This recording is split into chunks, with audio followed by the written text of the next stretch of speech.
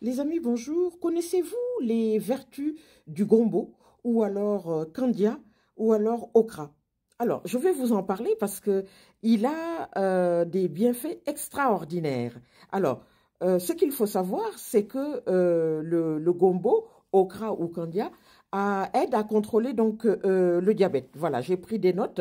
Une importante quantité de fibres solubles qui se limite à l'absorption donc des glucides qui font du gombo un aliment de choix pour les personnes diabétiques.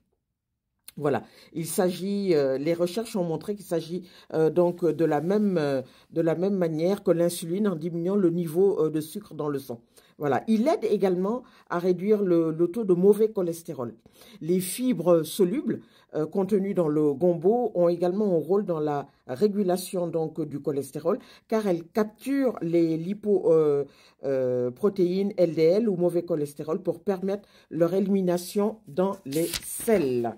Alors, troisième élément sur le gombo, okra ou candia, il réduit les symptômes de l'asthme. Voilà, l'asthme est une pathologie, comme vous le savez, associée à une augmentation du stress oxydatif donc dans les voies aériennes. Ce stress oxydatif résulte d'un excès de radicaux libres dans l'organisme que seuls les antioxydants peuvent neutraliser. Voilà, c'est une source, donc le gombo est une source de vitamine C antioxydante. C'est pour ça qu'il est très efficace pour soulager les symptômes de l'asthme. Il est préférable donc de boire l'eau du gombo, hein, de consommer le gombo cru, cuit à la vapeur, pour profiter de ses vertus antioxydantes. Il renforce le système immunitaire et ça c'est le prochain bienfait. Voilà, grâce à son pouvoir antioxydant, comme on vient donc de le dire, le gombo permet donc de limiter l'action des radicaux libres. Il contient donc de nombreux nutriments qui participent au bon fonctionnement du système immunitaire. Le manganèse, le magnésium, le fer, le cuivre, la vitamine C et la vitamine B9 ou folate, essentielle pour le renouvellement cellulaire. Donc, il faut consommer le gombo cru ou cuit à la vapeur pour renforcer donc les défenses immunitaires. Cinquième élément à savoir sur le gombo, il prévient les maladies rénales. Donc, des chercheurs chinois ont constaté que le gombo a des effets bénéfiques pour traiter la neuropathie diabétique qui, à terme, peut mener à une insuffisance rénale. Voilà, boire souvent l'eau du gombo, garder les reins en bonne santé et tout. Alors, sixième élément, il facilite la perte de poids pour les femmes, notamment les enfants qui ont tendance donc à l'obésité, etc. Parce qu'il est riche en fibres, pauvre en lipides, le gombo est un fruit très peu calorique qui est donc un allié de choix dans le cadre d'un régime alimentaire.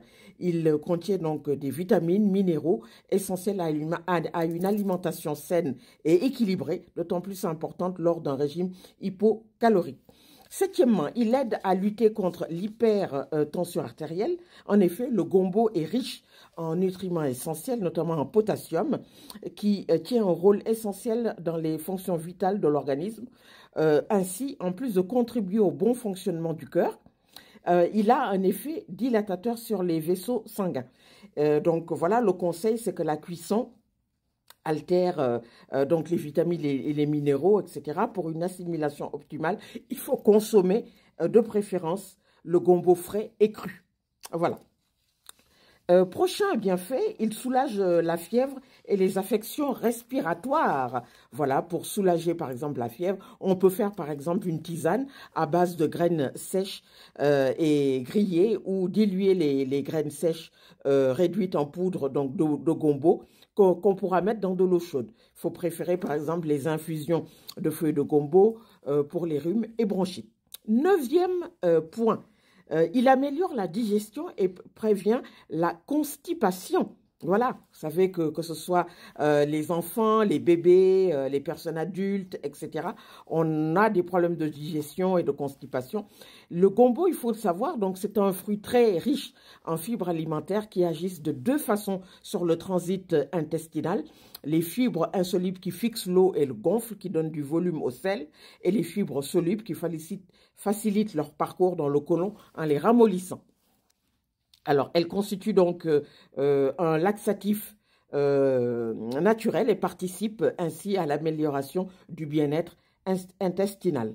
10e point, le gombo ou okra ou candia participe à la prévention du cancer colorectal.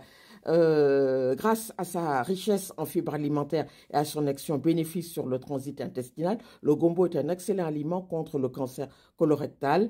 Grâce au magnésium qu'il contient, qui a un effet anti-cancer, car il réduit la résistance à l'insuline, elle-même facteur de risque de cancer du côlon. Voilà. Prenons donc l'habitude, c'est le conseil qu'on donne, hein, d'intégrer le gombo, par exemple, dans votre alimentation, si vous faites de la viande, etc. Mettez donc du gombo afin d'en consommer de façon régulière. Voilà. Si vous voulez faire, par exemple, une petite préparation à base de viande, de poisson, n'hésitez pas.